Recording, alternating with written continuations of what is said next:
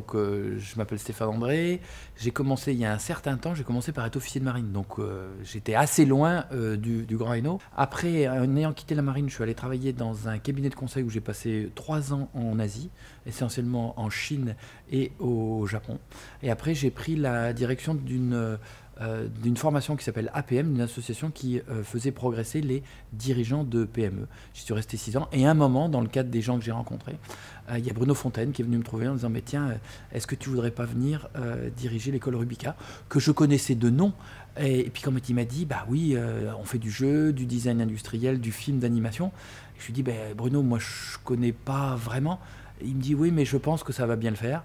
Et je suis arrivé sur le territoire en 2017 et Bruno avait complètement raison parce que je trouve que c'est une école extraordinaire et j'y prends beaucoup de plaisir.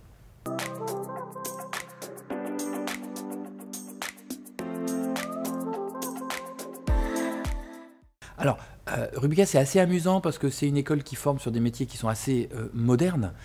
Aussi bien le design dans sa conception nouvelle qui est de se dire bah, c'est tout ce qui entoure la production d'un produit au sens large, d'un produit, d'un service ou d'un bien. Les jeux vidéo et l'animation qui effectivement sont des secteurs relativement récents. Et c'est une vieille école qui a été créée en 1987 à l'initiative de 2 passionnés qui s'appelaient Marianne Fontenier et Philippe Delvigne et qui ont trouvé dans le cadre du territoire du Grand Hainaut avec l'appui de la CCI, des circonstances absolument formidables pour qu'ils puissent monter cette école qui existe depuis 1987. Et depuis 1987, on fait des programmes Bac+5 en design industriel, cinéma d'animation et jeux vidéo. Comme on s'est dit que c'est des marchés mondiaux, ben ensuite l'école s'est développée internationalement avec un campus à Montréal, un campus à Pune. On a beaucoup de partenariats avec d'autres pays.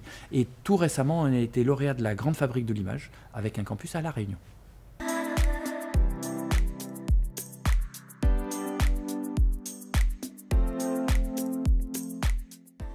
Notre développement de l'école, il est assez simple. Il est premièrement sur le campus de Valenciennes. C'est là où on veut avoir notre vaisseau amiral et c'est là où on veut notre parcours d'excellence. C'est pour ça qu'on a commencé il y a un certain nombre d'années pour avoir des diplômes visés par le ministère de l'Enseignement supérieur. C'est extrêmement important pour rentrer dans une démarche en disant d'amélioration continue de l'école et pour continuer ce qui a été fait depuis 1987. Donc ça, c'est pour le développement national. Pour le développement international, on a des métiers qui sont partout, qui sont dans le monde entier.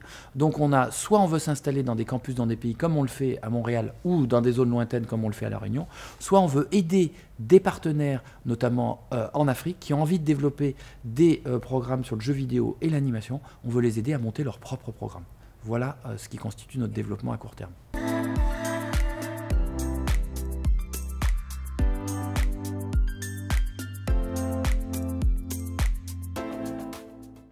Alors, la fondation, c'est essentiel pour nous parce que tout marchait très bien, sauf qu'on n'avait pas assez de diversité sociale au fin de la raison.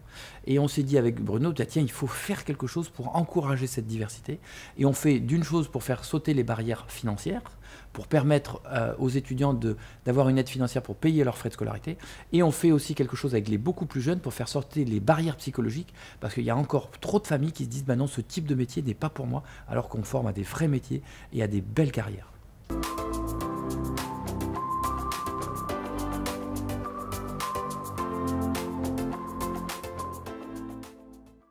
Alors, on ne cherche pas à recruter les meilleurs, parce que on est le meilleur quelque part et on est le plus mauvais dans un autre coin, ça c'est évident ça. Non, on cherche à recruter les gens qui sont des passionnés.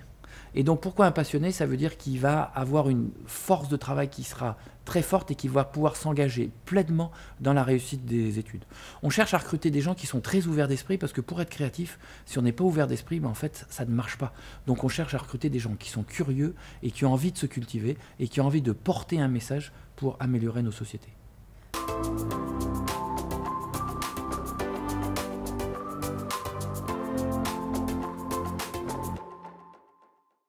Avant toute connotation financière, avec toute connotation économique, ils se disent bah tiens, je suis passionné par le jeu, donc je vais travailler le jeu. Et travailler le jeu, c'est pas être un grand spécialiste de Fortnite ou du futur GTA 6. Travailler le jeu, c'est de faire connaître beaucoup de jeux différents, comprendre les mécaniques de jeu et arriver chez nous avec un portfolio qui montre qu'il est passionné par ce qu'il fait et qu'il a déjà réfléchi à son futur métier.